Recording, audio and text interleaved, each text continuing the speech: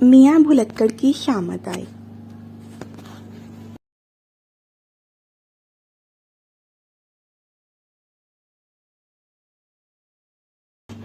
یوسف میاں، آپ اس نوکری کے لیے مناسب امیدوار لگ رہے ہیں۔ کمپنی مالک نے اپنے سامنے بیٹھے میاں بھلکڑ سے کہا۔ جی جناب، ہمیں ہوائی جہاز کے سوا باقی سب چلانا آتا ہے۔ یہی دیکھ لیجئے کہ زبان کتنی تیز ہے۔ میاں بھلکڑ نے مسکراتے ہوئے بات کہی تو کمپنی مالک مسکرا دیے۔ ٹھیک ہے یوسف میاں، کل سے نوکری پر آ جائیے گا۔ کمپنی مالک نے میاں بھلکڑ کی ملازمت کی درخواست کے کوائف کو ایک بار پھر کڑی نگاہ سے دیکھتے ہوئے کہا۔ جناب، ہمارا کام کیا ہوگا؟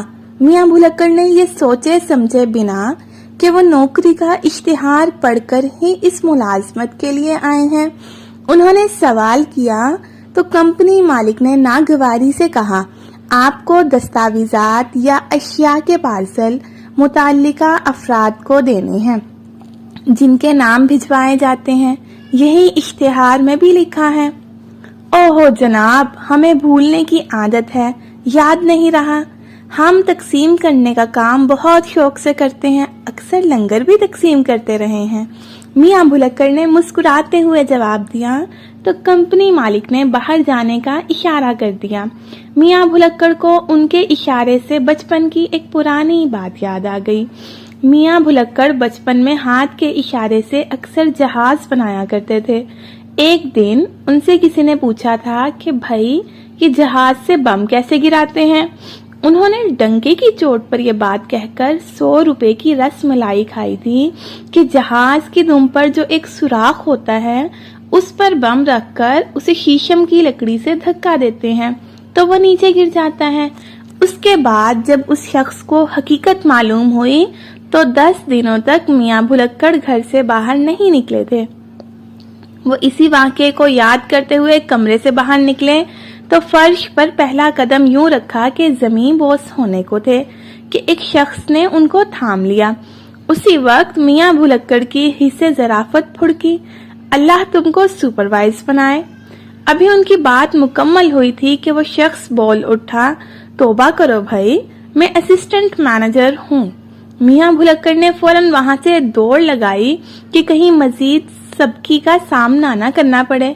اگلے روز میاں بھلکڑ خوب تیاری کر کے گھر سے نکلے، دفتر سے پارسل وصول کیے اور تقسیم کرنے نکل پڑے۔ ہاں بھائی، تم جانتی ہو کہ یہاں پر فرہاد بخاری نامی لکھاری رہتا ہے؟ گلی میں ایک ناک بہتی بچی سے میاں بھلکڑ نے پوچھا۔ وہ انکل جی، میں تو سب جانتی ہوں، یہاں ماسی سکینہ رہتی ہیں، وہاں خالہ مہوش کا گھر ہے، وہ جو چوبارہ نظر آ رہا ہے وہاں میری سہیلی انارکلی رہتی ہے۔